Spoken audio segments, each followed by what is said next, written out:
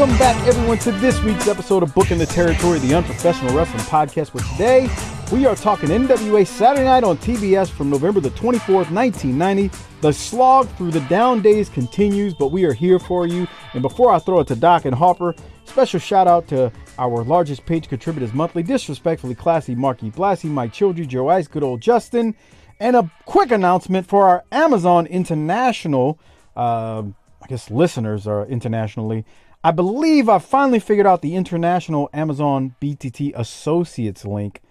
Try tinyurl.com/BTTINT Amazon. Again, tinyurl.com/BTTINT Amazon. I think it's working. Try it out if you're international. Actually, international being Canada, France, Germany, Italy, Spain, and the United Kingdom. If your country wasn't mentioned, it means that it won't work there. All right, Doc, how are you? I'm doing As good. The thunder rolls in the background. I was. Oh yeah, I saw on the news y'all got some bad weather, huh? Sure. Yeah, but I was hoping that our Amazon Associates link. I'm glad to hear it doesn't come in Russian rubles. That's just not worth anything anymore. No, fucking Monopoly money is worth more than that shit. Well, and talking about the money printer himself over here. Let's bring in Hardbody Harper. Hey, I guarantee you, we could put a video and audio of what we're about to discuss, him talking about doing, on the air for 2 hours, and it would have been better than this wrestling show we're going to cover. So we might as well cover it here. Harper, I hear you got a fax machine. Well, Tiffany bought me a fucking laser. What do you call it? A fucking laser jet, fucking printer. Dot matrix. Bubble jet. And I can't figure out how to get the goddamn computer to fucking see it. Was it playing hide and seek? I guess. And then it's got a fucking disc. It comes with a disc. It's like, what are we in fucking 1995? I'm not. Where do I put this disc in? Harper having a hard time finding the holes, just like with this girl. I'm so Sir, pissed. have you restarted your computer? Yes, sir. That you must start with the restart. Fucking shit. Does your computer have a place to insert this disc? I don't think so. So that's not going to. No. Okay. Well, a serious question: is this like a used printer? No, or is this something brand new? No, something brand new that she bought. It's most. The company starts with a P. I ain't even heard of this fucking company. Well, most Phantom or some shit. Most printers, companies, you simply would have to just go to their site and you can download something if they need you to download something that's on. That's what I was gonna say. That's fucking bullshit. No, it's not bullshit. That's the easy way to do it, and it's a lot quicker. Yeah. Bruh, I remember buying a printer, I would just plug it in and just say, okay, which printer this one? Ta-da! HP this, and it'll be boom. And it's fucking over with. If you were abroad, you could just go back to her and say, if you're going to buy me shit, at least make it good. Take this back. Yeah. The fuck? I like that option that Doc just threw out there. Because you've got, all of us have caught that before. Yeah. Shit, I was trying to do something nice. Why don't you take that gift I just bought you and shove it sideways up your ass? Why does that make you happy? So yeah, I'm with Mike here. The next thing I would do would be how to install this printer without the disc. Yeah, bruh. Harper, this isn't rocket science. If Doc can do it, trust me. He is the most. What is that? 20 minutes last night. I said, fuck it. What are you trying to say about me? Because you are the worst with technology. No, it sounds like Harper's the worst. You are damn near Jim Cornette level when it comes to technology. Like you are the tier right before the Cornettes of the world. What about where's Harper? Yeah. He sounds like he's about where Cornette is. Okay. Because my whole point is, and some of this is that you need to understand, I'm kind of lazy. So if I can get somebody else to figure something out so that I don't have to spend the time doing it, I can play dumb. I'll do that. So are you playing dumb right now, Harper, or are you really frustrated? No, like, bro, I tried fucking with it. So I got a question. What are you trying to print out? Work shit.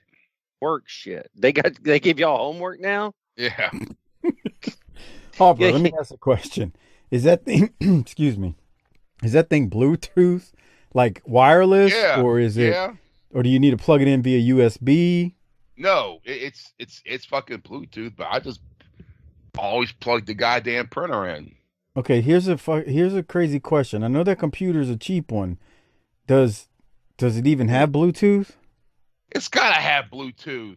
Well, I wouldn't assume anything with today's technology. It's gotta have Bluetooth. I'm just saying. A goddamn shit phone for fucking 10 years ago had fucking Bluetooth.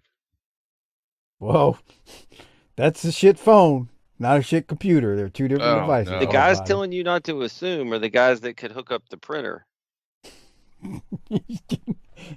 How can I tell? Bro, even I can hook up a printer. I'm being a little silly. I'm not real so good with the technology either. I don't understand Twitter, and Mike gets mad at me for it, but I can hook up a printer. Well, you know how to do a search on your computer, not your web browser. The little white box at the bottom left corner next to the Dude, Windows. Don't talk to him like he's a child. When it's type here to search. Type in Bluetooth. Okay, wait. Tell me what That's you one see. word. Yeah. One more. Bluetooth and other device settings. All right. Well, I want you to go up to that, and I want you to click on it. So this is the part right here where I guarantee you we're not gaining any new fans, but I really hope our old fans appreciate this. All the fucking shit like my old phone and it's got the headset. Y'all still there? Yeah, we're here. Uh-oh. It says my old phone and other shit. We got Deep Throat Hard Body for a minute. So my question is, do you see where it allows anywhere on there for you to turn Bluetooth off or on? Yes.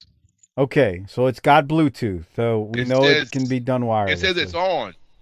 Well, there you go. So it sounds like a user error problem with the connection, but So then where the fuck is it? How does it find it?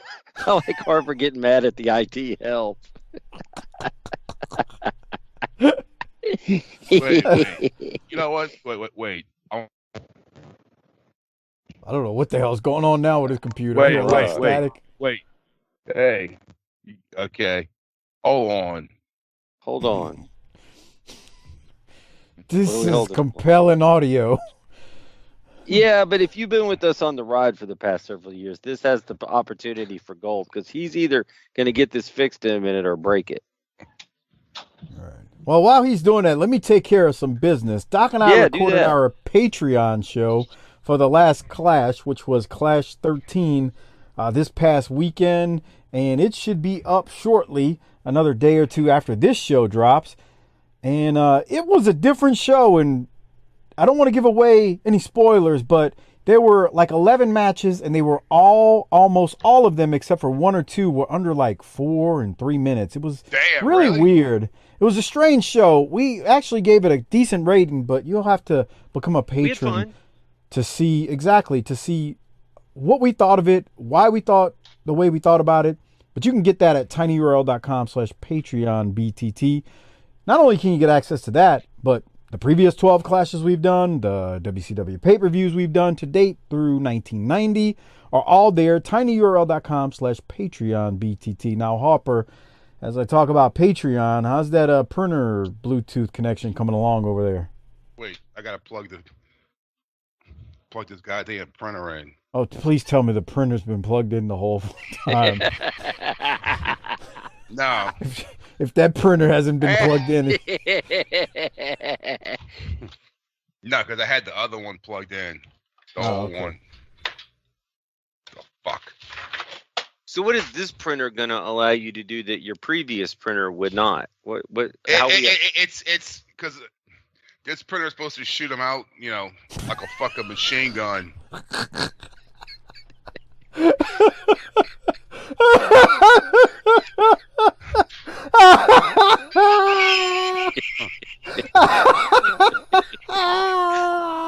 ought to work for that company's marketing department.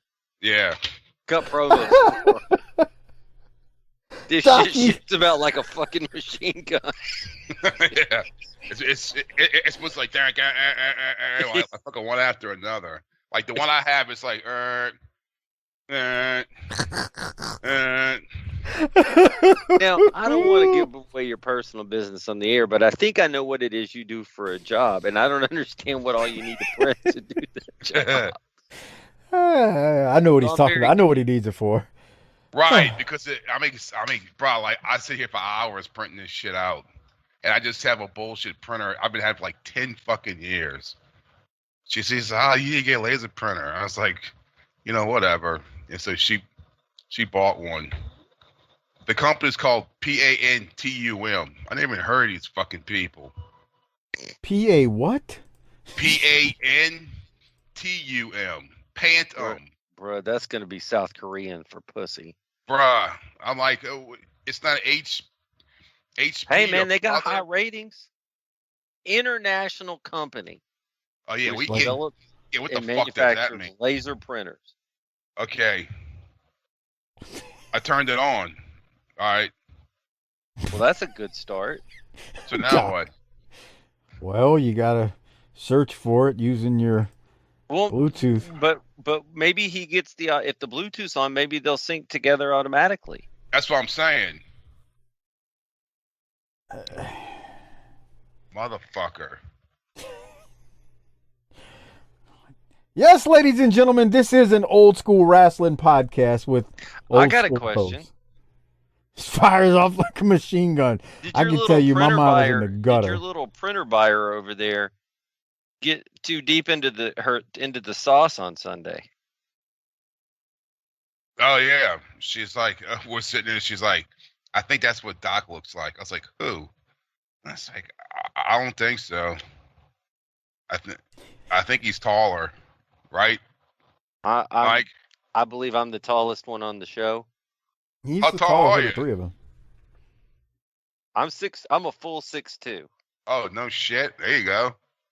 How much you weigh? 230. Fuck, there you go, bro. That's good.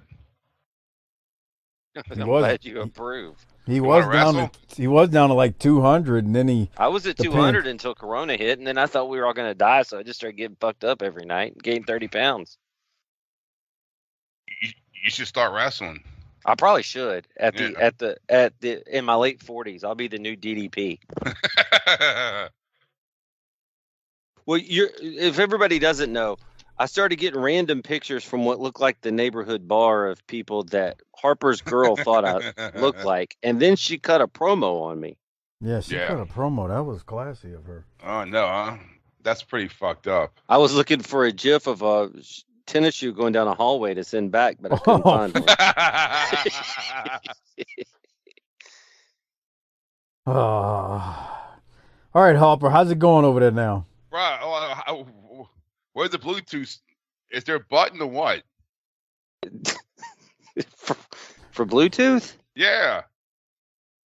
He's working you now, Mike. I smell a work. No, like for this thing to connect to the. How do I get this thing to connect to the Bluetooth on the computer?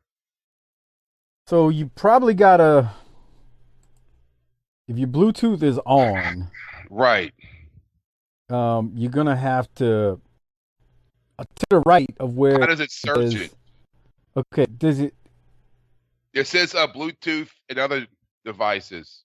Okay, is it finding it? Let's see. No, bro. It's not finding it? It's not fucking finding shit. All right, you might need to go to that company's website. Bro, fuck that, bro. Why are you afraid of websites? Oh, God. This is terrible. You probably have seen strange men doing ungodly things to strange women on websites before, but you're afraid to go get a code to download. Yeah, fuck. Wait, it says add Bluetooth or another device. Click on that. Yeah, that sounds about right. All right. Okay. Sir, did you read the manual of the printer? And did it tell you bro.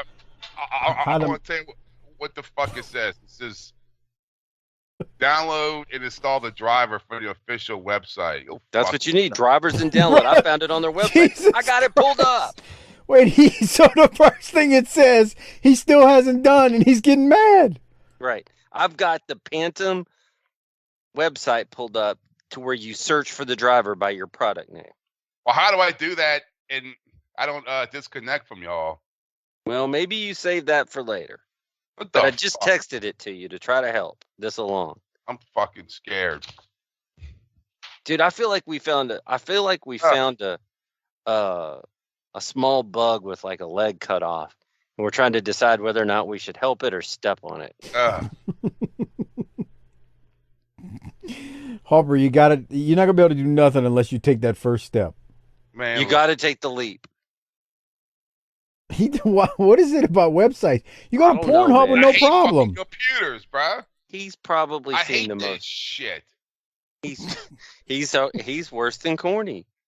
That's like Dude. I who did my fucking taxes, and the guy does the fucking taxes, and he calls me up. He's like, "Yeah, I need your IRS PIN code thing to fucking send it over." And I tried doing that shit yesterday for a fucking hour. Because you guys send them 2 pictures of your driver's license, the front and the back. And for some reason, it wouldn't take it. It would just keep spinning and spinning and spinning and spinning, waiting for the fucking pictures. I bet you some of the websites you visit are causing the rest of their websites not to work.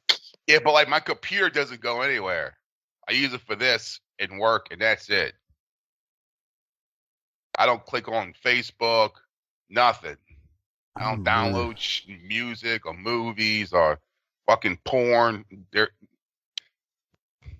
This house is now clean. He only uses only the phone. Dude, this is Patron material. Like Fuck. this is. I'm gonna clip this out, and this is going to the patrons. Yeah, bro. So it took me forever. So I And just finally, get my wife. I fucking just called the fucking guy. I said, "Look, bro, this shit ain't working." Where's your girl? Get her to do it. She don't fucking know. And then I fucking and then he's like, "Well, I could mail it in, but it could take months for it to be done." I'm like, "Fuck." And he's like, "Well, you got till Monday to figure it out." I'm like, "Yeah, thanks a lot, asshole." I got my wife to do our taxes last night. Well, this guy Get a nice little refund too. he just did it, and then he's, see you later. Well, he's got to go do the rest of his job. He can't try to walk you through that. Right. The fuck. Harper, you're a manager who needs a manager. Yeah. You ever tried doing y'all's own taxes? Yeah. I did that once, and I would never do it again. The fuck. Okay.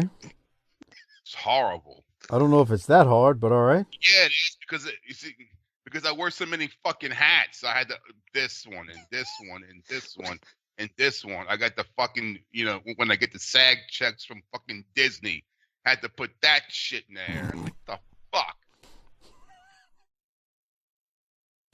Man, Harper is coming in hot tonight. God, bro. Just what we Harper need. is not the digital man. No, I just want to plug this goddamn printer in and be like, ta-da, that's it. All right, click on this one. But then it won't shoot him out fast like a machine gun. Ta-da.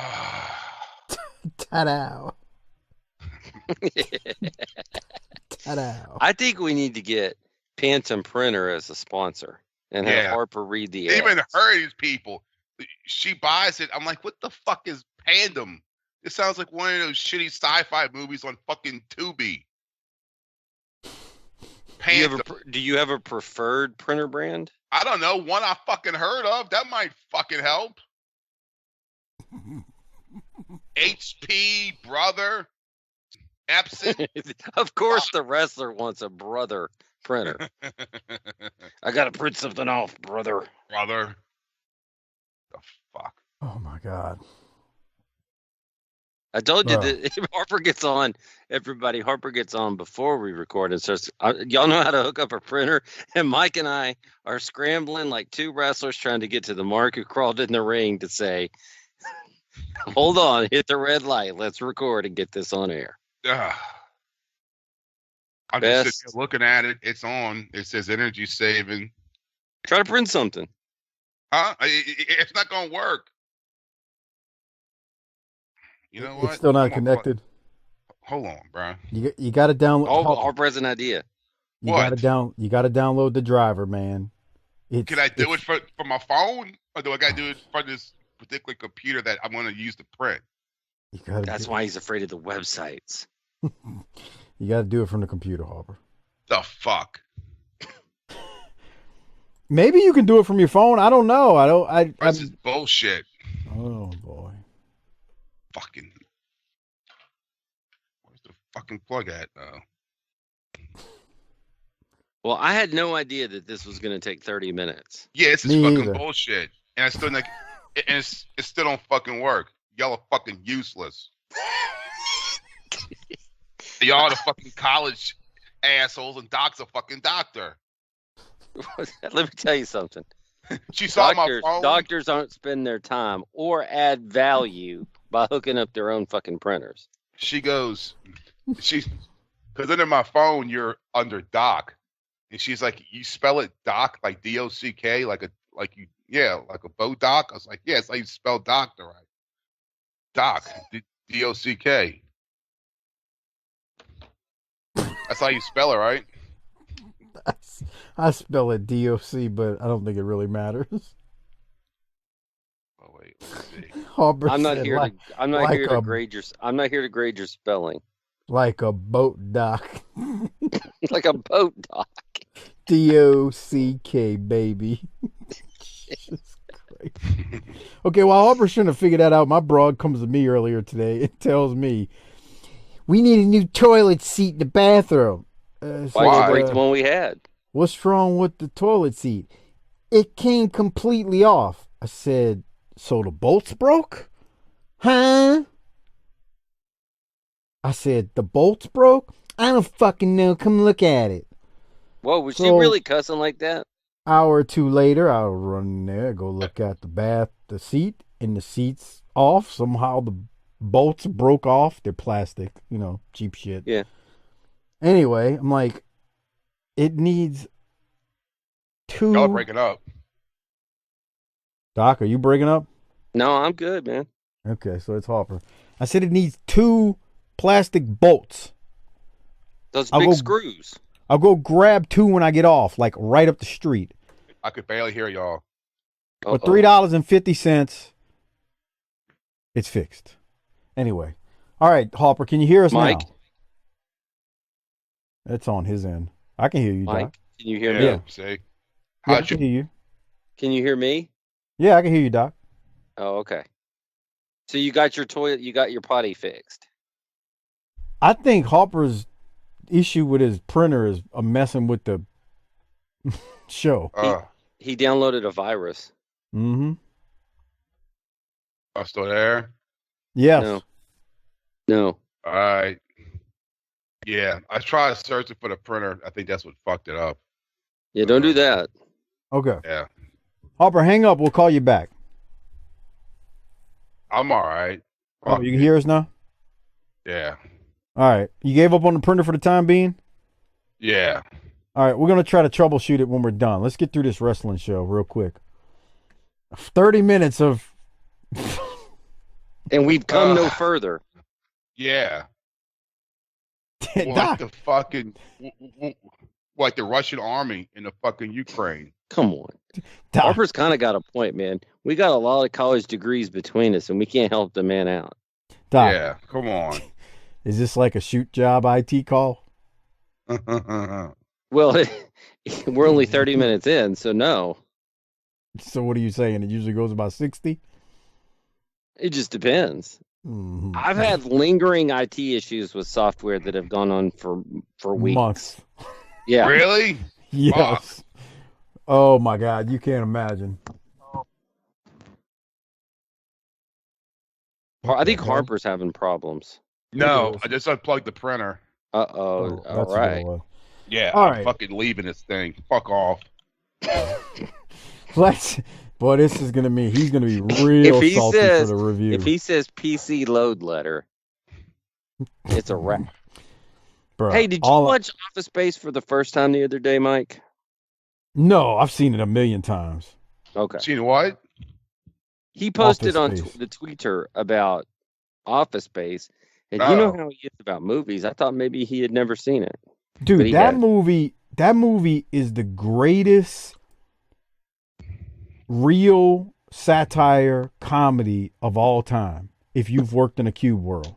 If you've never worked in the cube world, you're out there with your mustache and you're with Mullen and Morton on the forklift, and you wonder what is it like to work in a cube farm, and you've never seen Office Space, which I find hard to believe. You should watch it because that's about as real as it gets. Dude, Office Space is the greatest movie of that genre. I don't know the word I'm looking for, but let me tell you, that movie is truly my life for about a 12 to 14 year time period. Like, was it also the same time when you were a mud show wrestler? Part of that time, well, yeah, a lot of that time it was. But that's the thing. There is so much real crap in that movie that it's scary. And like, we laugh when we watch it, but it's real. Everything in it is real. The consultants, the printer that will never work, the freaking dudes who get fired who actually are the like heavy lifters but don't get the credit for the work they do, having 5 different bosses all telling you something different or the same thing, looking for the same report. I can't even quantify how great and real that movie is on every level. Doc, your thoughts? Ditto. And some of that stuff, like the fake laughter and all the, putting up with people, goes on to this day.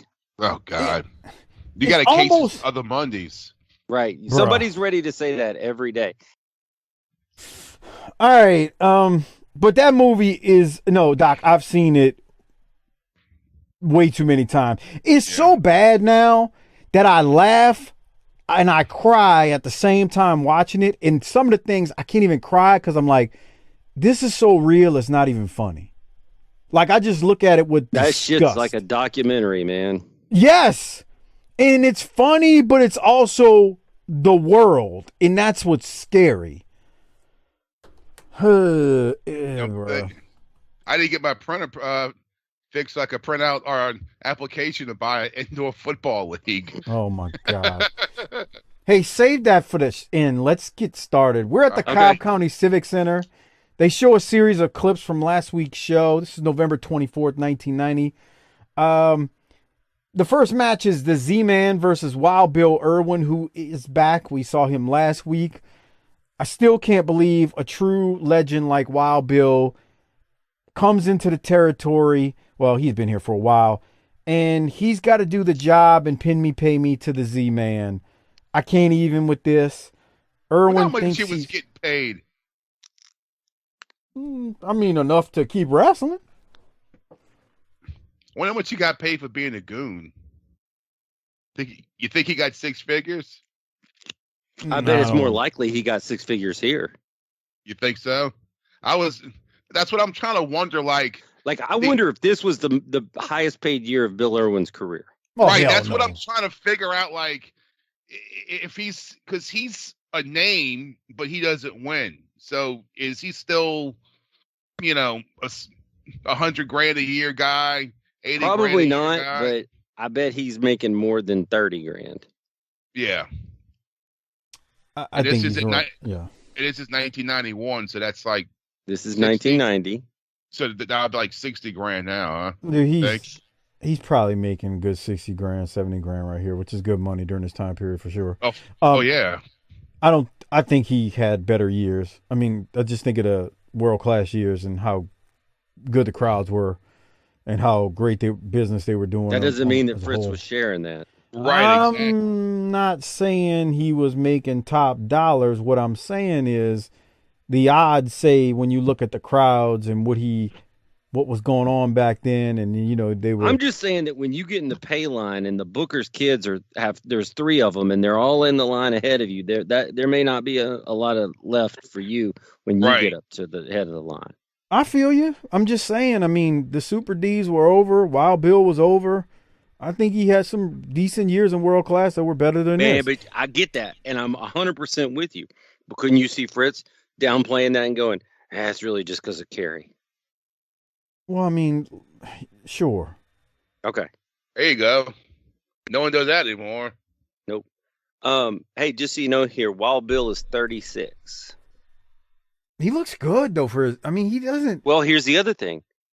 Zink is 31 and almost 32. And they act like Zink's like 22 here, like he's the young up-and-comer, when those guys are contemporaries. Yeah, I mean, Zink's he's young, but he ain't like 25. I would be of the opinion that it would be nice to see Wild Bill Irwin get a win every once in a while so that when he loses to Zink, it means more. You think he was winning on house shows? Yes. I do.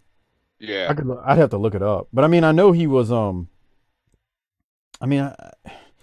he was doing the Black Scorpion thing during this time too. Don't forget that part.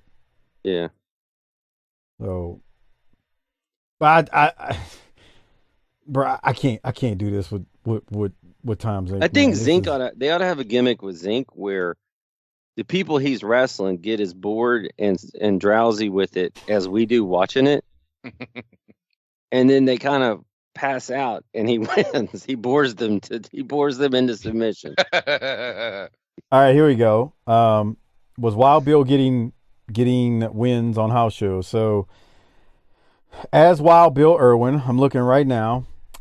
He in Fort Worth, Texas, Tarrant County Convention Center, September 9th of 1990, in front of 1,700 people, Bill Irwin pinned David Sierra. I'm sure you know who David Sierra is. That's the goon. Asasian Cubano. Yeah. So I'm looking. He's doing some other jobs. Let's see. Sam Houston Coliseum, September 16th. Sting pinned him as the Black Scorpion. So there's one of those times when he was the Black Scorpion. Trying to see when he Black Scorpion again, September 29th. Yeah, oh my God, he's doing all kind of. Yeah, he's all over the place as Black Scorpion during this. But time. That means he's earning his check. He's getting paid. Yeah. Yeah. I mean, I'm looking at 4, 5, 6 times now where he's Black Scorpion, non-televised, and he's eating the pin from Sting. Which, I mean, no one's saying he shouldn't do that. He was on Halloween Havoc. Remember, Doc? Terry Taylor pinned him. So, but other than that, he's mostly doing jobs actually. Now that I'm scrolling through this, he's not really getting wins. He's doing some 6-man stuff, some tag stuff. Brian Pillman pinned him a bunch of times. So yeah, man, he's on the cards, but he's getting pinned. The only one I'm showing he's winning is that one against Sierra. Dude, you're gonna love this. The Dog pinned him. JYD pinned him. December 13th of 1990 in 30 seconds. He did another job December 14th of 1990 to the Dog in 2 minutes. That's great for him. He didn't have to work that hard. I don't remember him being on Starrcade 90, but on Starrcade 90, this may have been in dark match. Bill Irwin defeated TC Carter. So couple wins there, just a couple wins, but he's on the cards and he's working with Sting and JYD. Not that really means anything at the time, but hey, it is what it is. I saw him lose to Jake the Snake when he was the goon at UNO. I remember that. I was there. I had this great picture of him taking a DDT. I don't know what the fuck happened to that damn picture. It was That had to perfect. That'd be like 97 or so. 96, 97, 96, something like that. 97? Yeah, yeah. It was. They had the new Blackjacks versus the Godwins. It was Crush versus Goldust. Was Ron Simmons and Undertaker the main event? I think so. Cage match? It was a cage match. Yes. Yeah. Yes. Yeah, I was there. And they had a good match that night, those two. Yeah. Look at that, before I even knew Harper. Oh. Hanging out at wrestling. Yeah. We'll keep moving. The next match is JW Storm versus Dave Taylor. This is not Dave Taylor from the mid-90s and beyond. This is horrible. Yeah, I can't with this. JW Storm does nothing for me. Doc, what are your thoughts? I mean, he's all paint job. He looks good, but I mean, once you fucking start it up and drive down the street, you're like, fuck, the transmission slipping. Well, I dated a few girls like that.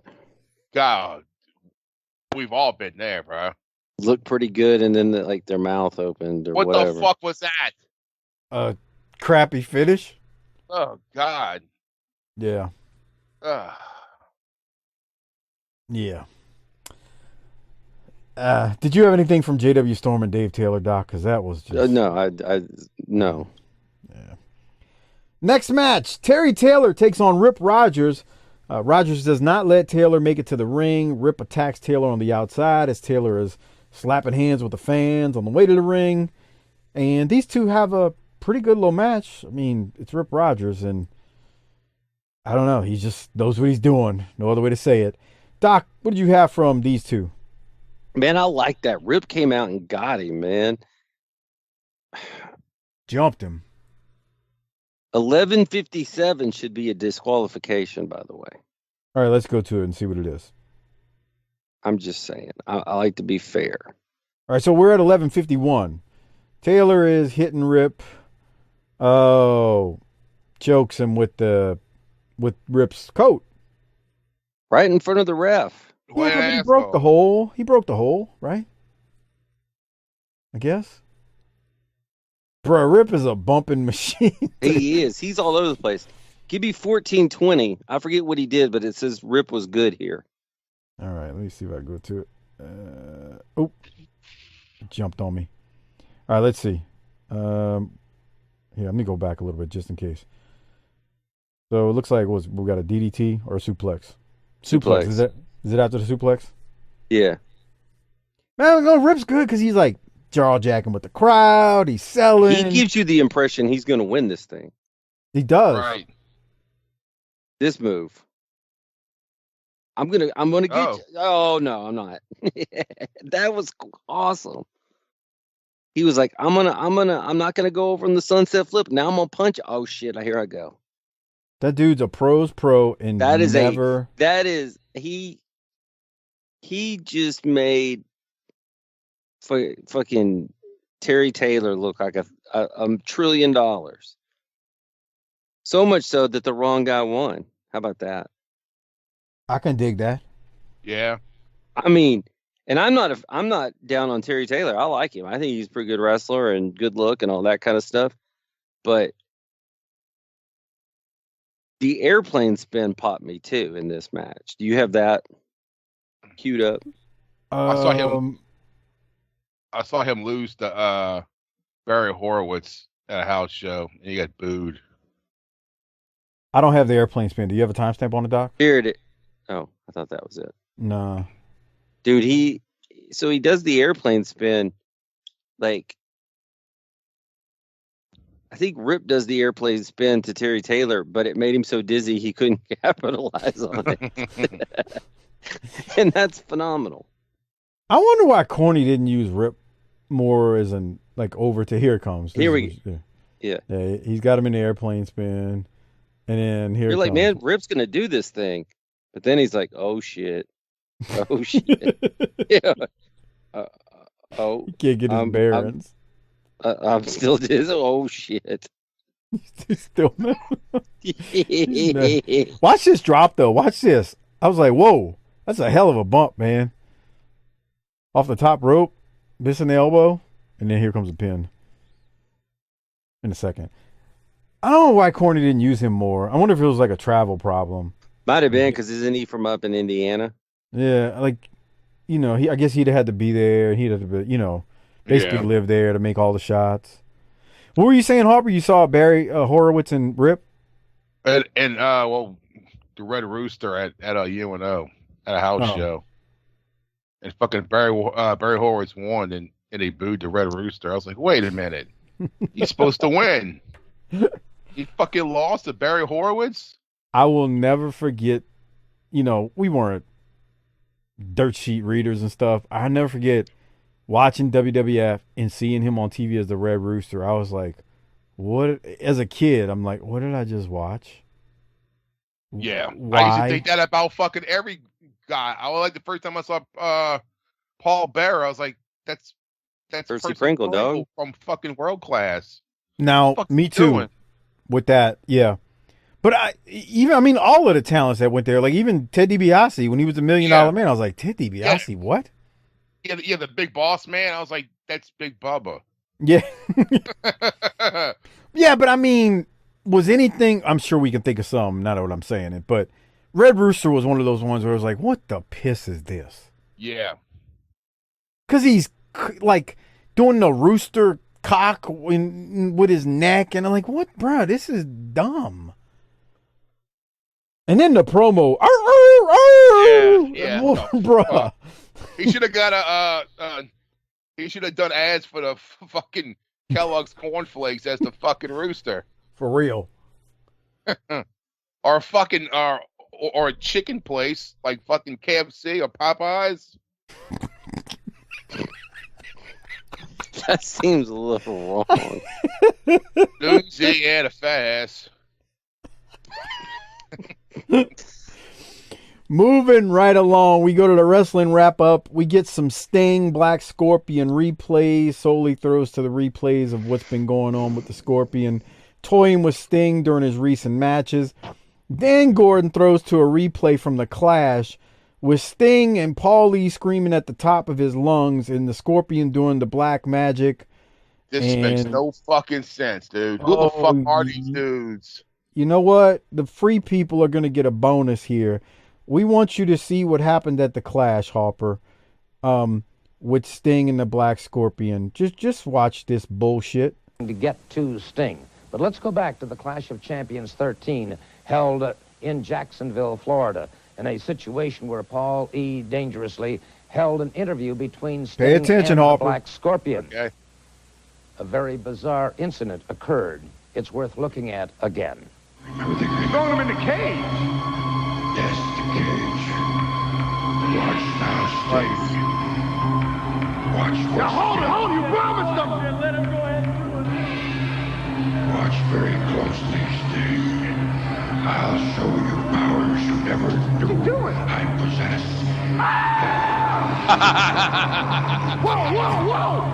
Whoa! Steve. Now you made him a deal!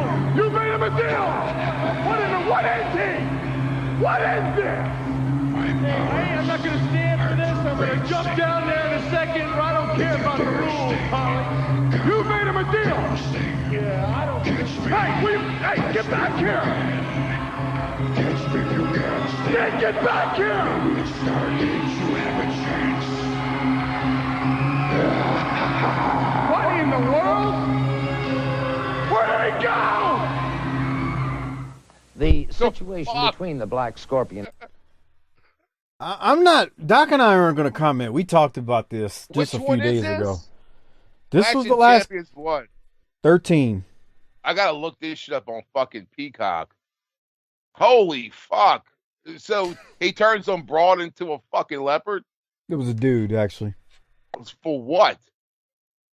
To show his black magic. That he has black magic skills. Oh god, this is so fucking Jesus Christ.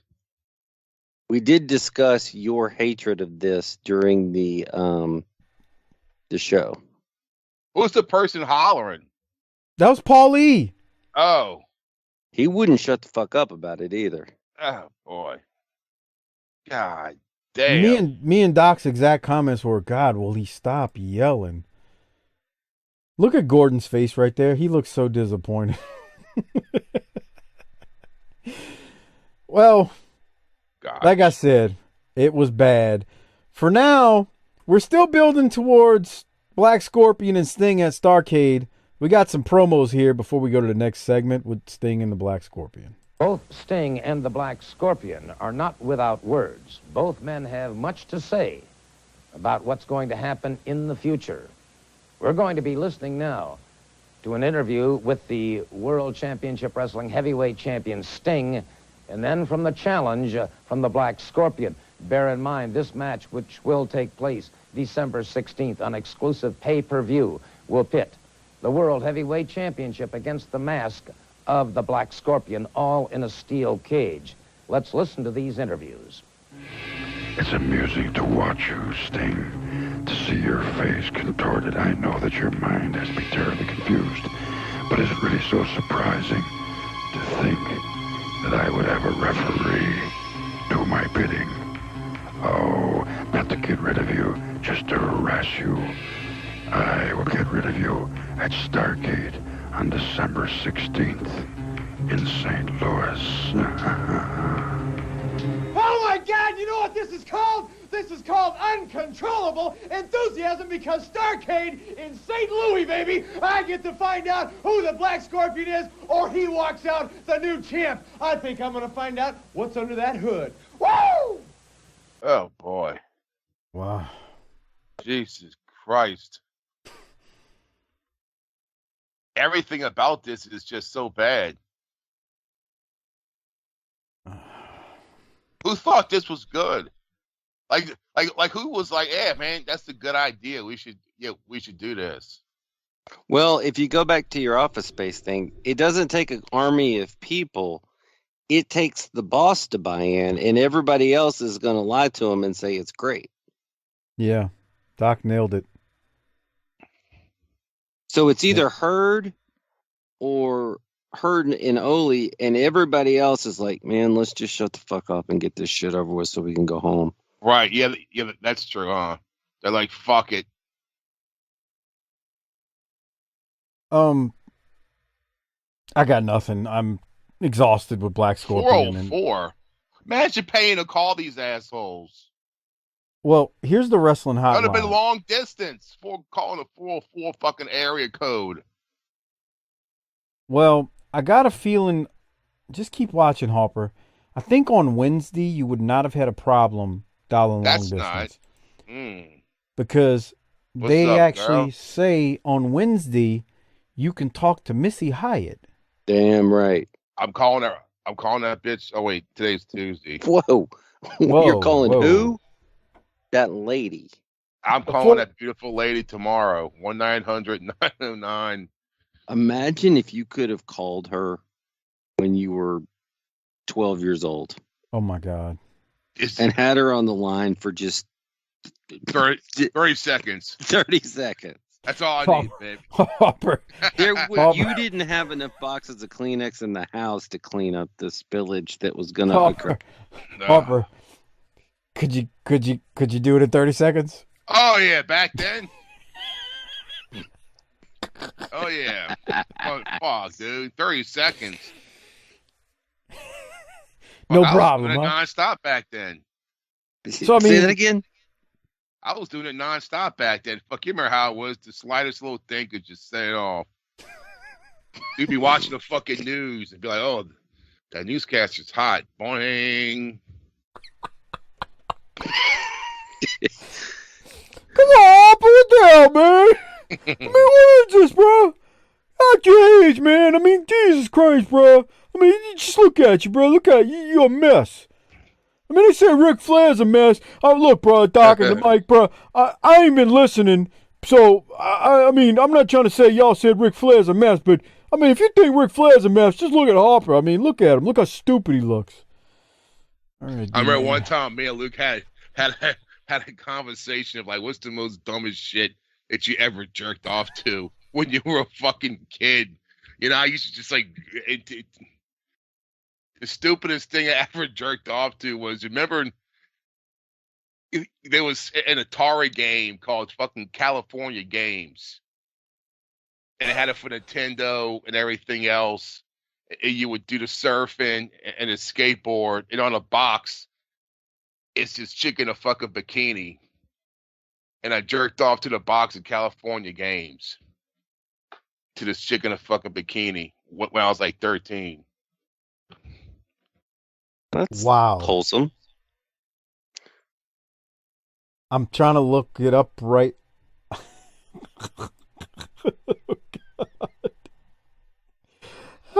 No, you didn't, Harper. I just Googled what he's talking about. Yeah. And it is literally from the waist. Well, the California words are There- over her. Yeah, there top. it is, John. Wow. California Harper. Games 1 or 2? 1. There she is. In the roller skates. Yahtzee, huh? I'm about to step away for a second. No, All no, right. don't do it. Unreal. All right, Harper. Well, thanks for. I guess it could have been worse. Oh yeah, it could have been a lot worse. California Games. Now that I'm looking at this game, I remember it. Yeah. Wow. can't Well, help we're okay. So Missy is on Wednesday. So it would have took you less than 30 seconds, is what you're saying. Oh yeah. Okay. And by the way, the 404 number was if you were calling to order the magazine. The hotline is 1-900-909-9900. $2 first minute, 45 cents each additional minute. So you know they're going to stretch it out. But if you call on Wednesday, you can talk to Missy Hyatt. So there's that. Bring a ding ding. We will keep moving. We got Brian Pillman versus Tom Burke in the next match. Burke looks like one of those Minnesota guys. I think maybe, I don't know, like the guys from Minnesota. No, actually, I think I looked it up. I think he was trained by Brad Ringans. I'm not sure though. He looks a little like Ted Arcidi to me from World Class. Remember him, Doc? Yeah. A little, not a lot, just a little. But anyway, Pillman's gonna win. Missile drop kick and then crossbody for the win. Doc, what'd you have from this? Nothing. I mean, Burke, he didn't look bad, and Pillman is so ahead of his time. Underrated and underutilized and still getting over. That's the trip part about it. Running uphill and still winning the race. Crazy, ain't it? Crazy.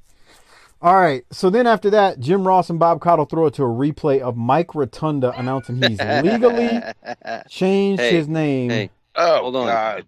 I just saw something. What? What's that? Jason Garrett got a job in the USFL. For who? Please tell me it's not with the Breakers. Hold on, I'll see here. It's loading up.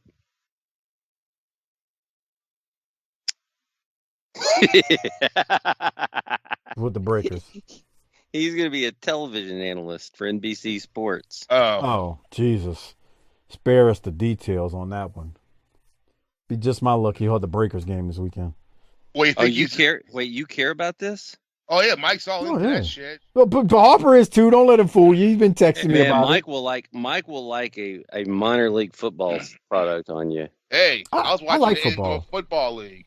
Oh, we know. I heard You want to about buy a that. team. We made some big BTT power moves this weekend. Yeah, but you know what's so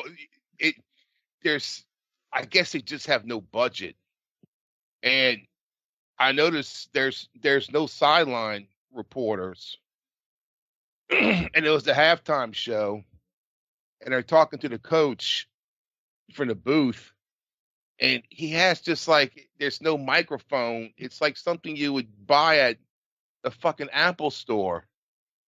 But what he's using to fucking talk to the guys that's from the booth asking them questions. I'm like, Jesus Christ. See, when we owned the team, we would have the coach with the players in the locker room at halftime getting cranked off by the sleazy dancers that are dancing on poles around the stadium. Do you ever yeah. think about anything other than cranking? That was Harper saying that a minute ago. Yeah, California games. And not me cranking, making sure that our staff and players are well relaxed for the second half of play. Your staff and players, huh? All right. And it was like zero major sponsors. Like there's no. I mean, how can you be a So sports league? you're saying they're the BTT of sports. Well, it's like every sports league has a fucking beer. Like even like the fucking single leg baseball team has, Budweiser or Miller Lite or something. There was nothing. There was Maybe it was Black Label. I guess.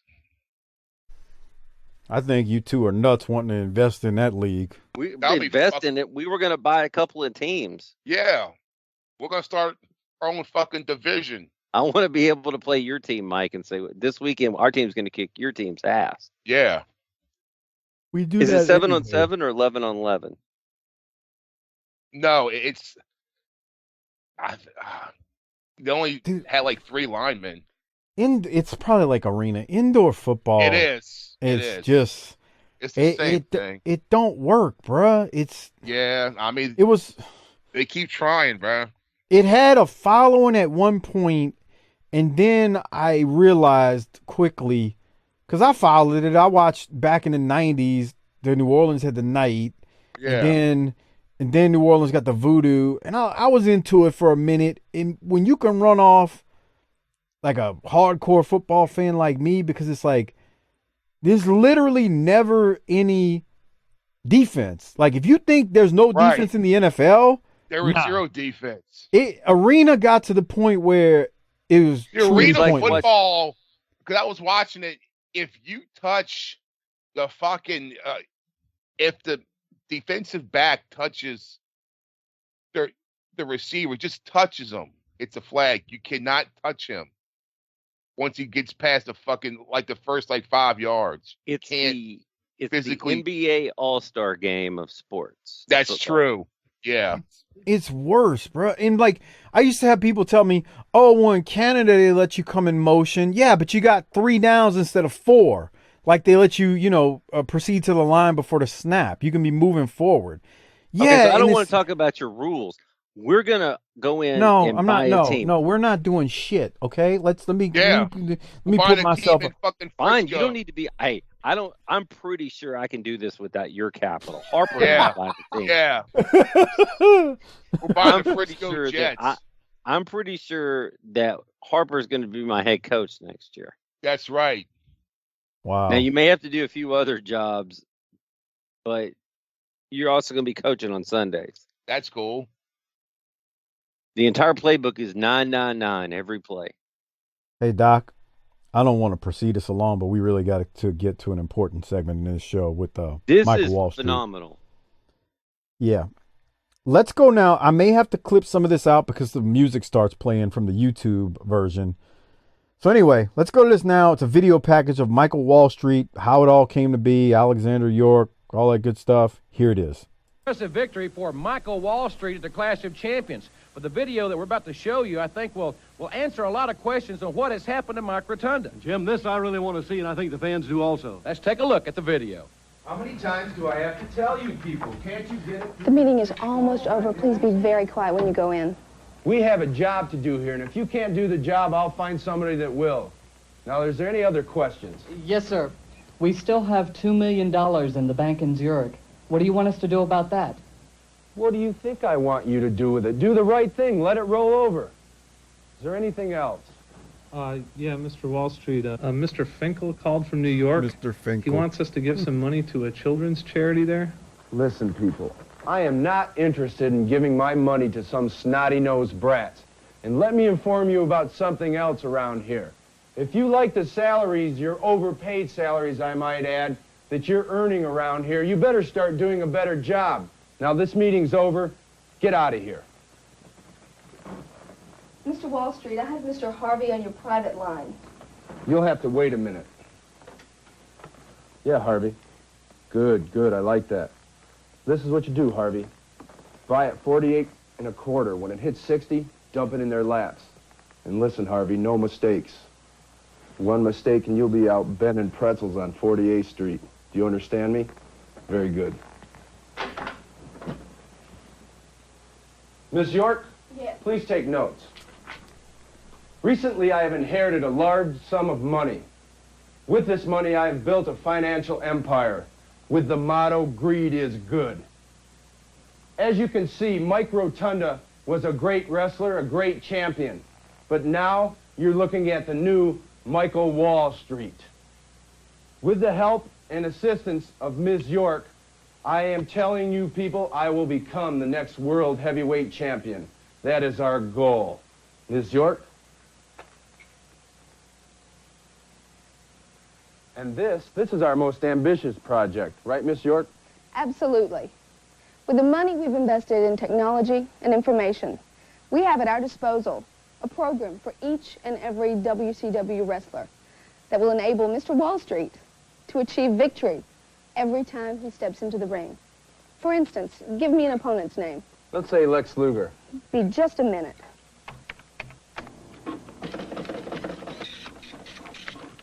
God.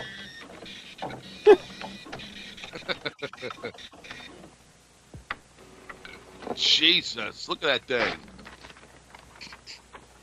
thing. It's at least it works. It's perfect, Ms. York. Did you expect anything else? All right, then some Superman music plays. They keep going at the computer. Superman. I don't know what it is. I said Superman type music. I'm not saying it's Superman, but they start going over charts and this printout, and it's basically like we talked last week, analytics except for wrestling. And they're using this 1990 printer and these computers that it's pretty damn amazing to me. But Doc, you were hitting at this earlier. What are your thoughts? This is what Office Space would have been like if wrestlers wrote it. I think you're on to something. When she said we're going to use with our investments in technology and information, I was thinking about Boogie. Boogie, nothing about you says computer or technology. Yeah, I don't know. It's a pretty, I don't know, funny segment. Mrs. York, we're going to need you to come before the board. Come on. Wow.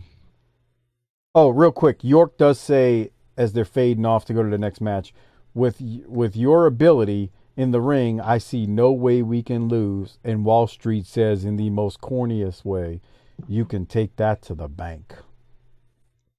Jesus, look at this fucker.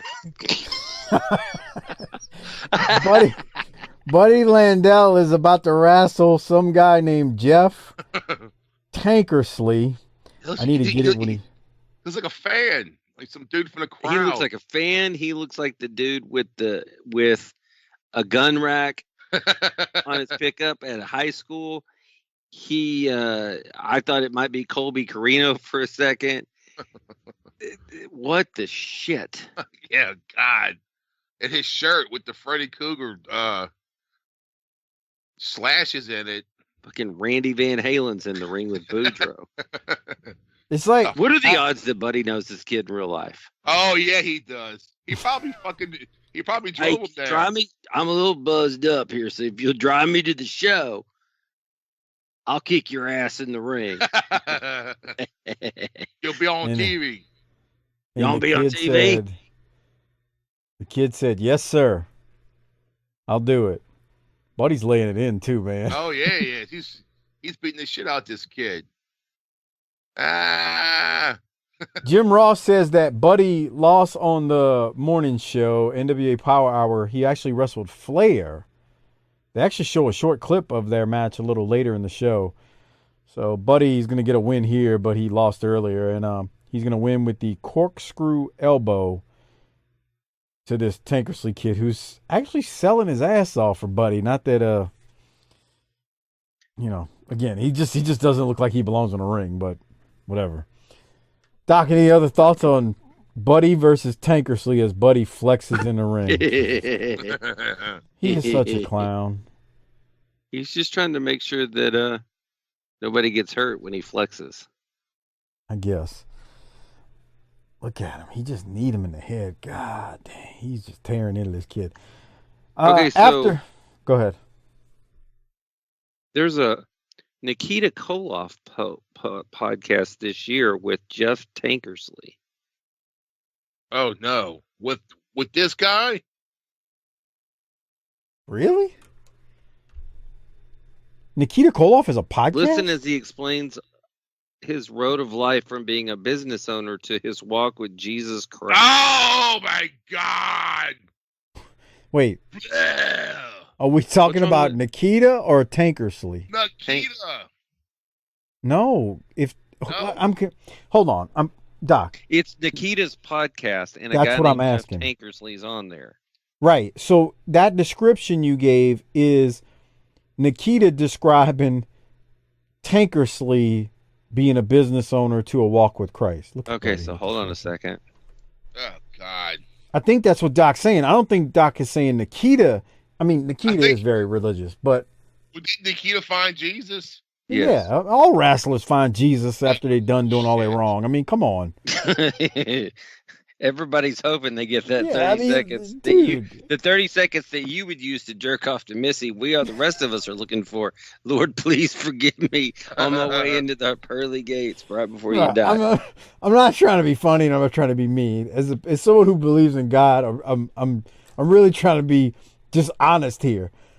Every friggin' old school wrestler I've ever met finds Jesus after they've done the most un-Catholic and unreligious things in their lives for 20 plus years. And I get it. You eventually got to change and do better. I'm just making a statement. All right. I'm not judging anyone. I just know way too many old wrestlers who find Jesus after they didn't put their thing into 6 million things. Okay. That's all I'm saying. Not a judgment. I'm just saying. And then you got people like Tully who go on the 700 Club and tell on their friends while their friends' wives are watching. Can you imagine? Because you found Jesus, you throw me under the bus. Ricky Morton. Damn. I'm just saying, man. I'm not trying to be mean. I'm just calling it like I see it. Harper knows what I'm talking about. All these old school wrestlers.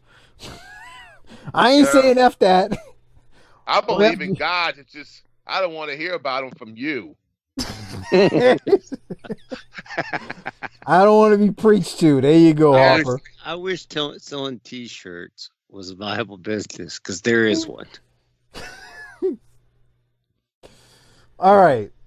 Let's keep moving. Unless you had something else on this Tankersley thing, Doc. I don't. All right, Jim Ross and Bob Caudle throw to the Nasty Boys attacking Rick Steiner from NWA Main Event. Then they show the Steiners run in on the Nasty Boys match at Clash 13 that Doc and I reviewed at tinyurl.com/PatreonBTT. Remember, you can get access to our Clash 13 review and all 12 of the clashes we've done before that one at tinyurl.com/PatreonBTT. Sign up, become a patron. Now, we keep moving. After that attack, we go to the Nasty Boys versus George South and Joe Kazana. Doc, any thoughts from South and Kazana versus the Nasties? George South is back. Didn't we see him recently, though? Oh, okay. No. He's been gone a long time. Wrong guy to be going for a long time if you think about it, but, whatever. Knobs came flying in with that thing. They don't play, bro. That's what makes them and the Steiners, to me, a good matchup. It's not like the Nasty Boys can actually wrestle with the Steiners, but they're just both rough and rugged in different ways. The Steiners are going to pick you up and throw you around no matter how big you are, and then the Nasty Boys are just going to slug it out, and it just works. It does. Doc, from there, we go to Junkyard Dog versus Mike Sampson. Oh God, this is shameful. It's disgraceful. Your idol sucks, Michael. Sucks. I don't know why they're doing this to the dog. I don't know. Because he's doing it himself. The match itself is like 1 minute and 20 seconds. Bell to bell. Let's hit play. I mean, it's playing. He locked up. He was tired going into the lockup. He can't lock up. His belly's too big. It's disgraceful. Every dog needs a bone to chew on. I think I found get on down here, bone. Dude. He's blown up right there. He's breathing hard. He Now is. you know what it's like to be bought. Now you know how it feels when somebody try to buy you. Is what he said to Michael Hayes. I'm not saying that. That's what Dog told Michael Hayes. He was 50 pounds lighter then. And that was 2 years ago. I can see the diabetes shedding off of him. It's disgraceful. Oh my Bro. God, he barely fucking. He's so blown up. Watch how he wins. He doesn't even do his thump. Bro, I don't think he can. I legit don't think JYD could go for 5 minutes in the ring right now. He's dead right now. Come on. You know what I mean. And which is a testament to Flair at that Clash when God, dude. he worked with him for 6 to 7. Whoa. Yeah. Here comes a Russian leg sweep. Minute and a half. JYD wins. Every dog needs a bone to chew on. I think I found my bone. Now I have trouble getting up right here, but don't worry. It's just I'm just a little I'm just got a little extra weight on me, you know. Pay no attention to my big belly. I still be pulling them hoes and shit. All right. Moving right along. Video package, we get a Big Van Vader. And some music plays over Vader's video package. Be good to see him when he comes back. Jim Ross and Bob Caudle then throw to a kind of a replay of Ric Flair versus Butch Reed from Clash 13 that Doc and I just did and reviewed. tinyurl.com/PatreonBTT. The only thing I'll mention is that Flair won, which means Flair and Arn do get a match with Reed and Simmons at Starrcade. That's that. Doc, any other thoughts? No. We then get a quick clip of Ric Flair versus Buddy Landel from Power Hour earlier this morning. Remember, Flair wins the match. He actually wins it with a belly-to-back suplex on Budrow. And because Flair won, he actually advances to wrestle Ron Simmons in the running of the gauntlet match that we're going to see shortly in this show. So it's one of those gauntlet things. Flair is a gauntlet runner. They even did it with Flair. I guess that's pretty cool. You know, you get Flair on your Saturday night show. It's not like we see him all the time. Hell, we don't even see him cut promos every week, so whatever. From there, we do get some promos. We get Ron Simmons first. And I think we should listen to Ron here because, you know, we don't get to hear Ron promo much. Here it is. With that victory on this morning's Power Hour, Ric Flair advances to take on Ron Simmons. We're going to have that match in just a few moments, but right now let's hear these comments from Ron Simmons and from Nature Boy Ric Flair. Ric Flair, if you think what happened at the Clash of Champions was for real, then pal, as you say, I got news for you. Because this will not repeat itself today. This is what every man in this sport waits for today to prove himself to the world just what he's made of. And in this case, I happen to be one half of the World Tag Team Champion. But today, I will prove to the world that I am the man I say I am. I am a proven champion. I have proved that throughout history, and I'll do it today. Woo! The Nature Boy runs the gauntlet. And tonight, Simmons, it's you and me. I already showed Reed firsthand why I'm the greatest singles wrestler alive. The Horseman, Arn Anderson, Barry Windham, Ric Flair, all lined up to see me beat you, Simmons, right here. WCW, Ric Flair runs the gauntlet tonight. Woo! Quite obviously, the men are ready. What do you think, Bob? Jim, I tell you, it's going to be some match. I'm really looking forward to this. I know the fans are. I'm ready for it. One-on-one, Nature Boy Ric Flair and Ron Simmons. It's next on TBS. I hate that they don't do it in front of the live crowd, but I know why they did it in this instance. It's because I believe this was taped before the Clash match. So, and Ron references the Clash match, so I get it. It's just dumb. They need to do it in front of a live crowd, but I understand why they didn't. It's because it was taped before, or this match was. The promos were taped after, but this match was taped before. Doc, any thoughts on the promo? I mean, it's fine. It sets it up. I mean, it wasn't the greatest thing ever, but it didn't need to be. So then we go to Flair and They're Simmons. not trying to do the same thing with promos that they used to do, so it's hard to talk about. Yeah, really. You're damn right about that. We go to Flair, He's going to take on Ron Simmons here. I guess I should throw to you, Doc. You tell me what you got from this one. I thought it was a good match. 57-26, please. Watch Flair use his hand to grab Ron's hair to go up for the press slam.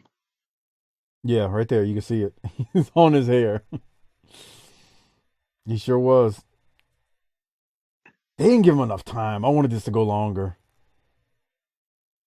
They only went like 5 minutes. That was my complaint. You know why? Why? Because the Horseman just took a shit on this whole gauntlet thing and said, would rather kick somebody's ass. That's true, too. Now, I wanted to say Flair took some solid bumps from Ron, and there was at one point early on, before the timestamp that you shared with me, Flair was chopping Ron, and Ron Simmons was like, nah, bruh. he was basically hulking up to him. The finish does come quickly, though, like I said. It's not long at all. We get Arn comes out, and he jumps Simmons, and the ref calls for a DQ. Because of the DQ, Simmons wins and advances in the gauntlet, I believe. So, or maybe this was the last match. I'm not quite sure. But again, here's Arn coming in and jumps Simmons, and there you have it. It's actually kind of, I just wish it would have went longer. It's fine because these four guys, as of now, are set to do battle at Starrcade. So, you know, it is what it is, and it served its purpose. It just was really short. And it kind of made me mad when you consider why, when I say it was short, it's because of the things that they put in after it that I'm like, well, you could have cut that shit from the show. We I don't really have many notes after this. Yeah. Look at how long that blue line, Harper, how long it still has to go. I know. It's a half an hour. It's a pile of shit, too. God. Here's the beatdown. They're mixing it up at the end of it. So, what Doc was saying, Harper, let me go to it. That way you can hit us with your ceremonial statement. This is effing stupid. Yeah, it's him. So, we go to the next match, and it is Trucker Norman. He's dressed with a Santa bear and a hat versus GQ Stratus, who's funny looking himself. Jim Ross mentions showing the Chauffeur for a Day video with Teddy Long next week. That's about the only thing decent that we heard in this commentary or from this match. And Teddy did join commentary for a second, and he wasn't happy. Trucker Norman versus GQ Stratus, though. I don't hit fast forward, but I'm just sitting there, and I kept asking myself why. Yeah. I do hit fast forward, and while I was hitting fast forward, I had a thought. What is it? Imagine Trucker Norm and JYD in an Iron Man match with Thunderbolt Patterson on color commentary.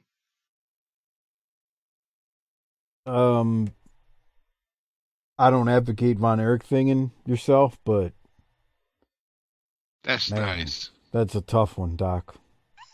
Imagine how many rest periods they would need. You've never seen probably this from Global, but Rod Price and Iceman King Parsons had a lawn chair match in Global. I don't know what that means. Yeah. Oh, you'd have to see it. I'll have to find it on YouTube and send you a clip because it's the dumbest, most glorious, stupid thing I've ever seen. But it was two guys that knew how to work, so they actually had a lawn chair match. They set wrestling back 30 years. But the point I was trying to get at is Norman and JYD would have needed reinforced lawn chairs so that they didn't blow up. They would just, the bell could have rang, they could have sat in the chairs or laid in them, and they still would have blown up. That's what that match would have been like. But Iceman and Rob were actually working. That's what's funny. It's hard to describe. They did some real stupid stuff, but I can't with Norman, bro. Yeah, man. Just this guy looks like a fucking a shitty Bobby Eaton, huh? He actually looks improved over what we saw maybe a month or two ago. He really looks weird at that time, about a month or two ago.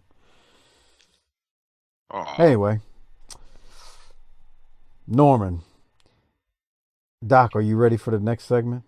Oh, yeah. Oh, boy, it's everybody's best friend. Friend of the wrestling business and friends to all of us. I want you to hear what he says he says, I take wrestling seriously. Here it is. The situation now surrounding the United States Heavyweight Championship, currently held by Stan the Lariat Hansen. Hansen said that he would not give Lex Luger a rematch, but thanks to the intervention of Executive Vice President of WCW, Jim Herd, that's not going to come true. Jim, I was just sure that World Championship Wrestling was not going to let him dictate when and where he was going to defend the title. As a matter of fact, I salute Jim Herd for what he did. Ladies and gentlemen, with me, the president of World Championship Wrestling, Mr. Jim Herd, with some comments about Stan Hansen, Stan the Lariat Hansen, the U.S. heavyweight champion. Mr. Herd, I understand that Stan Hansen says he will not wrestle Lex Luger for his U.S. heavyweight title. Well, Tony, wrestling fans, let me explain one thing to you, and I know you take it very seriously as I do. Stan Hansen has broken all the rules. He's abused our organization. He's abused our referees.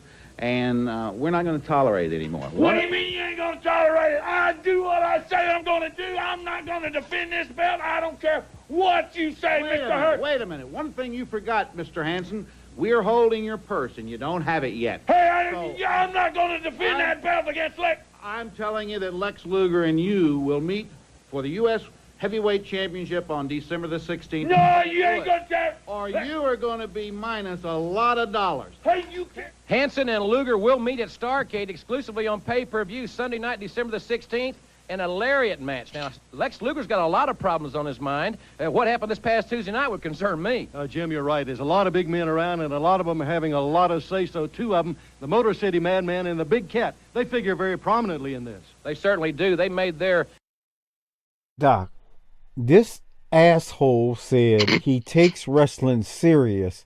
Meanwhile, we just saw Trucker Norman looking like a buffoon out there.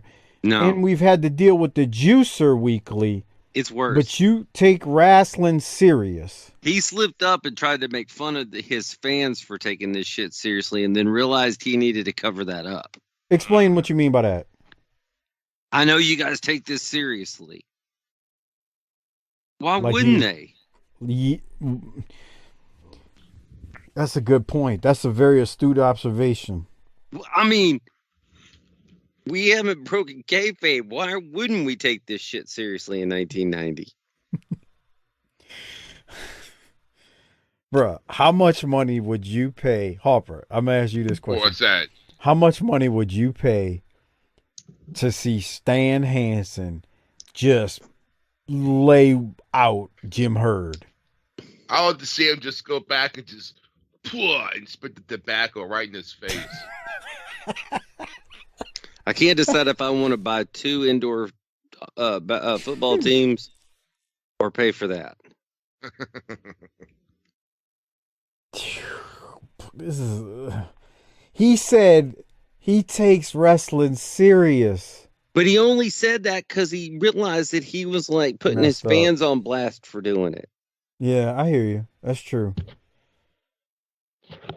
Well, coming out of that, they show a replay of Lex Luger brawling with the Big Cat and the Motor City Madman from Clash 13. Again, if you want to hear Doc and I take a big, hairy, meaty dump on the whole Motor City Madman thing from the Clash, tinyurl.com/PatreonBTT, and I won't say anything more. We then go to a match between the Big Cat and the Motor City Madman in a tag match versus Scott Sandlin and Jeff Gamball. Oh, God, this is probably so bad, huh? We see the worst part is the picture-in-picture. Because the picture-in-picture, and this ain't me talking about the Big Cat. It's more on this. Look here! My man, Big Cat and I have been coming after you individually. But now we're coming at you 2 at a time. You need to find somebody big enough and bad enough that you think can keep us off your behind. Oh, my God. Because we're coming at you 2 at a time. You're looking at double trouble, brother. Bruh, you just did the job to Luger in like 2 minutes time at the Clash, and we're supposed to believe you're gonna get Luger because you got the big cat? Doc, He didn't help slip on me.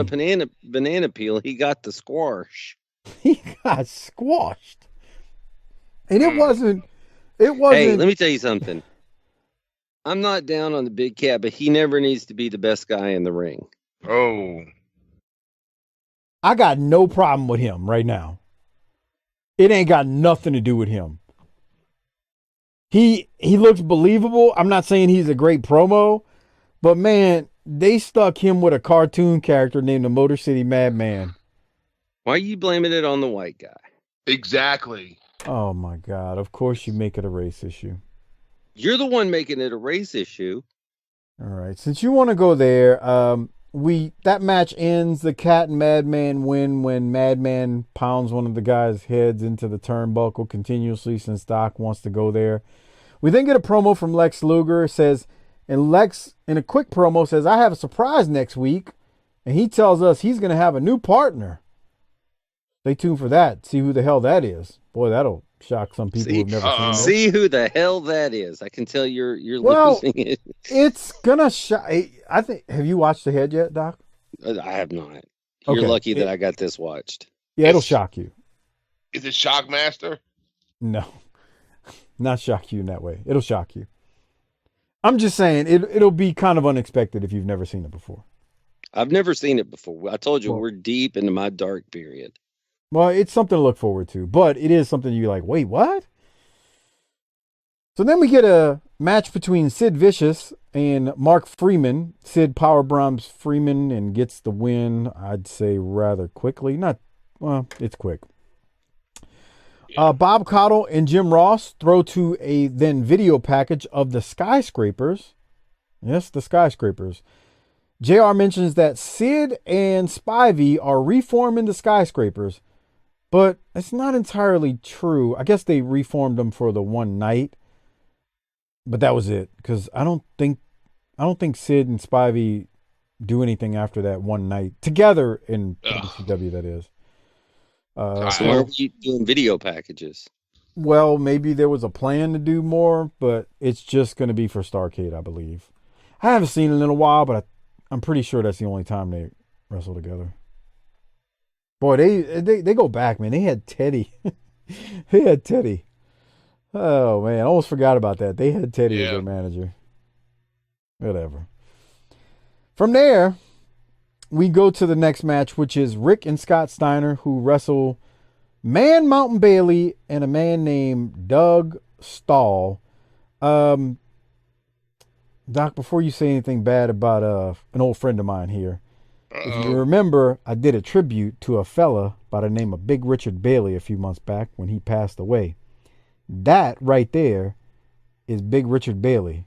They built him as Man Mountain Bailey. He is a lot smaller in terms of weight than he was when I got to know him around early 96. But that is Big Richard Bailey. So R.I.P. Big Richard Bailey as he takes on the Steiners here. I would have loved to have talked to him about this and never really did. So anyway, Doc, any thoughts from the Steiners here? Did you wrestle him? He was a heel and we never wrestled each other. Because I was a heel most of that time too. Still are. Yeah. Wow. I think it's actually the other way around. And meanwhile, Hawker's the heel when it comes to printing. I play heel. You're a real heel. Yeah. You know, the only thing that I'm not sure if I'm going to clip out Harper's rant on the printer for patrons or not. But if you're a patron and you heard that, the only thing that would have made that better is if Harper would have played it like it was a fax machine he was having trouble with. So this guy did you know he had worked on Saturday Night and stuff when he was in the Fed with you? Oh yeah. So how does that, I got a question. How does that get treated? Is he just another guy or does everybody like, oh shit, he got to wrestle with the Steiners? I mean, I don't know how to explain this to you. Oh. Harper, no, I mean, I know Harper's had this situation before where he's worked with dudes who were TV guys. Like, you still look at them as, especially if you know them. Well, no, Harper, that's not always true. Like, you know guys who, I'll give you an example, Harper. Tracy Smothers. Yeah, that's true. Tracy. You looked at Tracy was just you knew who he was and you looked up to him for that reason, but he was a friend, man. Like, you could just talk to him. Stevie Richards. Yeah, so that's like not always the case, even though you might look at, and I know it's different because Doc, we're saying Tracy and Stevie Richards, and you're like, yeah, well, I knew who those guys were. I know it's different, and Bailey wasn't a star like those guys, but like to me, I look at Tracy and like he was just a dude you could just have a beer with, and that's kind of how I see Richard Bailey. Like, I don't know if you really looked at him with awe.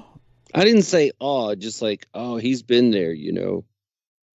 I mean, you gave respect, like, oh, okay, you know, he's done Saturday nights and stuff like that, but I ain't saying you blow him in the back. I'm just saying. Oh. Wow. Well, okay. Any other thoughts on the match? I love this DDT that they do like this. Yeah. This looks good. It does. But you got to know how to take that. Boy, you better know how to take it or you break your fucking neck. And it's not going to be their fault if you break your neck. Uh-huh. You better roll. Okay. No other thoughts, Doc? No, sir. All right. Well, the next match, we got the Candyman, Brad Armstrong, and Tim Horner, the Lightning Express, the old Lightning Express. God, there's more matches. I quit even writing them down at this point. Oh, come on. Versus the Samurai.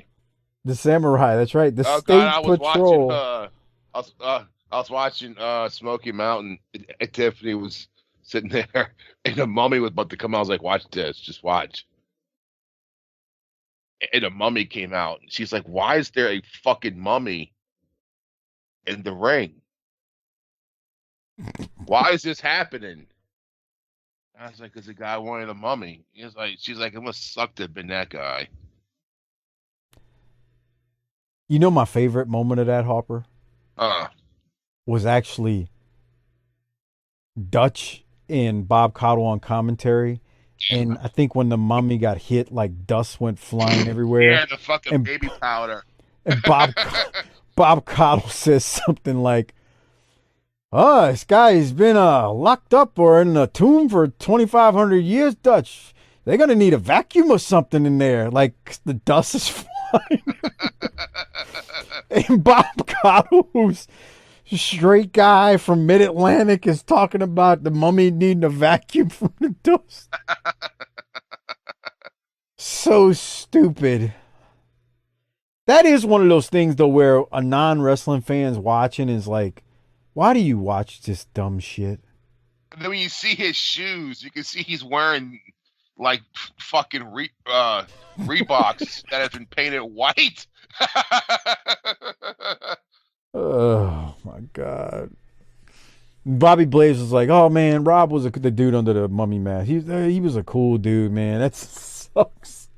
At least nobody kind of knew who he was back then. I mean, we know who he is now, but it wasn't his fault. I mean, basically Corny did Pin Me, Pay Me with Ruben's money. Doc, any thoughts on Brad Armstrong and Tim Horner as they get the win here over the State Patrol? Hate to see what's happening to the Candyman, but yeah. They're a good mid-card face tag team. But I don't know if you call him the goddamn Candyman. And Mike's going to tell you the wrong team won.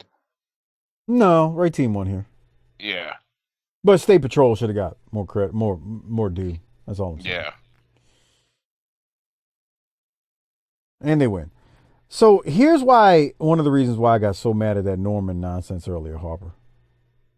Because they let that bull crap go on TV while giving Arn only a minute to close out the episode this week. Where the fuck has he been? He's a TV champion, let me remind you. Yeah, well, he's not on this TV. Here's his promo, essentially closing out the show. I'm here with Iron Anderson, and tomorrow night on the main event, you're going to defend your world television title against Terry Taylor. What are your thoughts on this match? Well, Missy, Terry Taylor's a qualified athlete, but he's like a lot of the other critics who think all these problems we're having with Doom, the Horseman can't concentrate on their bread and butter, which is my world television title. Tomorrow night, the world to see Terry Taylor that I am truly the greatest world television champion of all time. Now let's go back to Bob and Jim. What an hour we've had here, ladies and gentlemen, on World Championship Wrestling. Bob, again, remind the fans about the Lex Luger situation here next week. Jim, you're right. Next week, we're going to find out who Lex Luger's new partner is going to be. It will not be Sting. Fans Plus next week here on the program, you're going to see that video. Okay, Kenny Long, nobody gives a chauffeur shit. for a day for the Horsemen. We'll have that video for you right here next week. And don't forget, great matchup. The World Television Championship will They gave Arn like 20 seconds. But we got Norman for 3 minutes. Man, this is bad. Not as bad as last week. Yeah, it wasn't as bad as last week. So, on that note, before we close things out, I want to remind you, please use our Amazon referral link or associates link at tinyurl.com/BTTAmazon. Great way to support the show. If you're not spending anything extra, you're shopping on Amazon, please use the link. And again, I think I finally got the international link to work. If you live in Canada, France, Germany, Italy, Spain, and United Kingdom, you can use tinyurl.com/BTTINT Amazon. Doc, we're going to rate it, hand out some Rolexes. I want you to go first. You pick it. You want to rate it or Rolex first? Let's rate it. Oh, God. I'm not going to be as hard on it as you think. Me either. Because, I mean, Trucker Norman is pathetic, but we got Flair and Simmons and Rip Rogers and Terry Taylor was a great match. That's true. Yeah. Buddy Landell beat the crap out of Jeff Tankersley. I think the Michael Wallstreet thing was funny. I kind of like that. Yeah, I'm with you. And when I'm gonna say B-. I'm going B- too. Let me tell you, Harper. We've had some shows recently that are very hard to get through. This one I got through and I wasn't like, oh my God. The last 25 to 30 minutes was a chore. Yeah. But before that was okay. So I'm gonna go B-. Harper, what are you giving it? I'll give it a C. All right, fair enough. Yeah. Okay, I mean, so you only had to watch it once, so I know, right? It's beautiful. You fucking marks. all that preparation. We're marks for wrestling. We're marks for podcasts. We're marks for preparation. We're marks for the show. We're marks for each other. Y'all the real marks. We're marks for ourselves.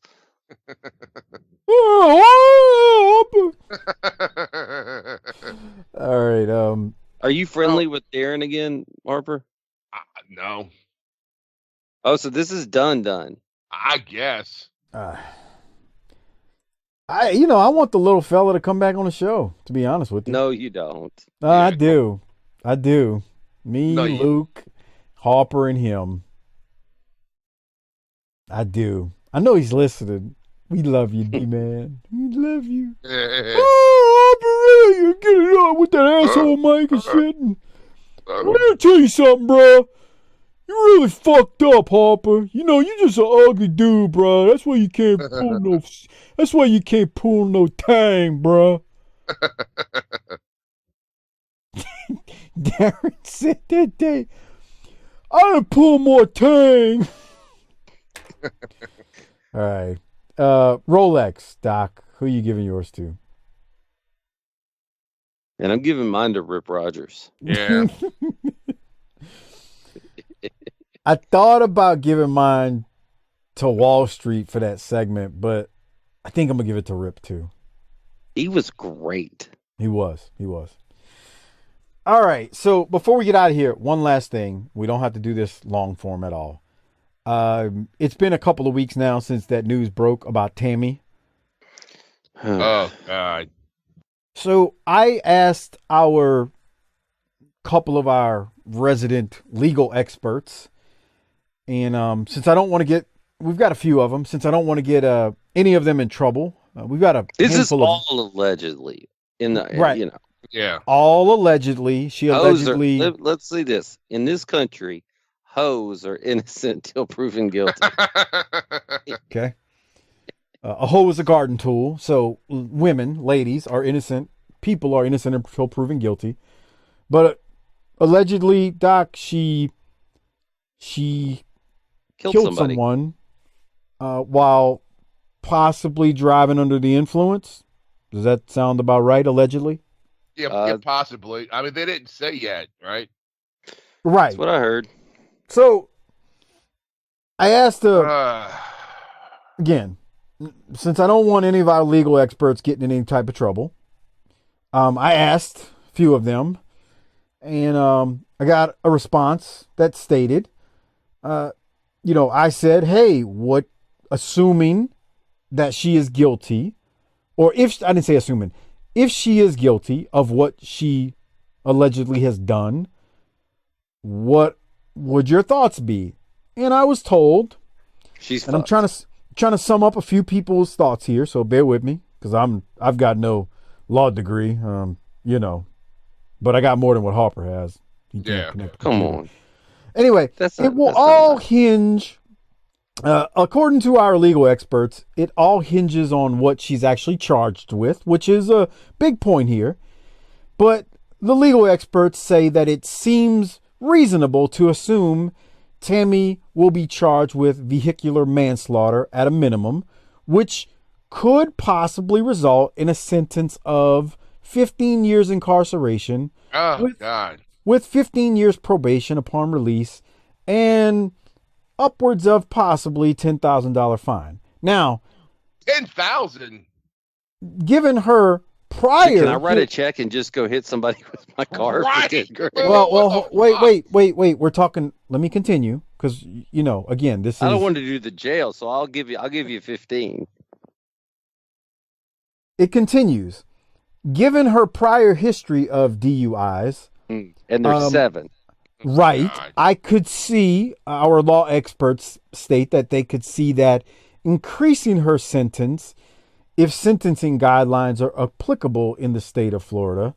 So that possibly could happen. And then there's also the potential for the man's family to file a wrongful death civil lawsuit, which would clean her out financially. So I read that to say they're coming after that old OnlyFans money. They're coming after that bad only shit that we watched. Yep. That was terrible, with the red rocket in it. Yeah. I appreciate our, law experts weighing in here. I'd asked Doc actually before we started recording about this. Just saying, hey man, we didn't talk about this recently. What did you think? And Doc started telling me, because I haven't heard it, that evidently Corny did a segment on this, and Corny basically, you summarized Corny's response, because I haven't heard it, Doc, so I don't want to. He basically said, hey, I've tried to keep from hammering her over the years for these arrests, because she was fucking herself up. Every time I saw her, I'd see if she's, are you okay? And she'd say yes. She was good to work with for me. She always did what I asked. But out of respect for Chris, I never really dug in on this. But now she's gone and gone beyond fucking up her own life and killed somebody. That was pretty much it. He was pretty disgusted. So, I'm asking you because I haven't heard it. Is it safe to say he basically cut a promo on her? Not for. He didn't cut a promo. He's just, look. He just says he's fucking he's just totally disgusted and, Gotcha. Okay. Yeah, fuck her. Fair enough. Man, she killed somebody's grandpapa. Right. She killed somebody's pop. I mean, again, I got to listen to it. I'm sure he went on some 20-minute story about it, but he's kind of right if he said, look, it's one thing to destroy your own life. Even though, you could have easily done this the 6 other times or however many other times you've had a DUI. It's one thing to keep doing it and messing up your own life. Man, when you kill somebody else, I got no compassion. Like, I don't have compassion after the multiple DUIs. Like, at that point, how can you have 7 and still be walking around? Bruh, I have no clue, and I don't want to get into that part because that's the part that pisses me off. Maybe she gave the judges a free click at the OnlyFans. Because after 3, I think it's a felony. Right. How do you keep getting out of jail? And look, let me tell you something. Doc likes to cut promos on our man Phil Allen out there, but let me tell you something. Phil directed me to listen to a podcast that Tammy was on with Francine, and I've downloaded it and I listened to it the last time I went to New Orleans when I was on the road. And let me tell you something. Tammy, for somebody who had been to jail 6 or 7 times for a DUI, was the least remorseful person I have ever heard in my life, to the point where it disgusted me. And Phil said when he listened to it, he posted in a Facebook group a couple years ago, he was like, that broad will do it again. I heard it. She ain't learned nothing. And he nailed it. Not that it took a rocket scientist to figure that out, but dude, she is the least remorseful person for the 6 to 7 DUIs I've ever heard. It is sickening to listen to her joke and play and act like, whatever. I was like, this broad really doesn't care and takes nothing seriously. And I'm not surprised it happened, and it's sick that it happened, that she potentially, allegedly killed somebody. Now, on that note, I guess we're ending on a down note. Yeah, fuck her, bro. All right, so did you get the printer working while we were on? Yeah, what's going on with the printer? Let's check in on that. No, I haven't fucked with it since. Oh. All right. Well, so Harper, do we need to put out a call on the Facebook group or something to get you an IT person to help you set it up, since I'm seeming to not? Yeah, I mean, get Zoncha. You think Chris Zoncha can do it? Yeah. Oh, okay. Chris. I get Jaworski if he's not watching the Pirates. So wait, he's a Cleveland Browns fan. That's right. He is a Pirates fan. I forgot. He's a Pirates fan. Apparently he must live in the Pittsburgh area, right? I guess. I'd try not to keep up with And he's a Browns fan. He must be from Cleveland, huh? Or that area? Then why would he be a Pirates fan? Well, because he actually lives in. I don't fucking know. I don't care either. He's a clown and a buffoon, so yeah. Go put a call out on the Facebook group, Harper. Get one of the IT pros there to help you, because I don't know what the hell you're doing over there. Help me. All right, on that note, check out Our Vantage Point, the Retro Wrestling Podcast with Joe Murata and Michael Quinn, the northern version of BTT. Slightly classier, definitely more professional, but still fun nonetheless. They support us. Please support them. And check out the Bottom Line Cast with Mike Prue and JV as they cover the career of Stone Cold Steve Austin. They also cover the ECW show on our Patreon feed, so check them out as well. That's all I got on this week's edition of BTT. I'm assuming Doc has nothing else. Harper, hit the tagline. Let's roll. Book it.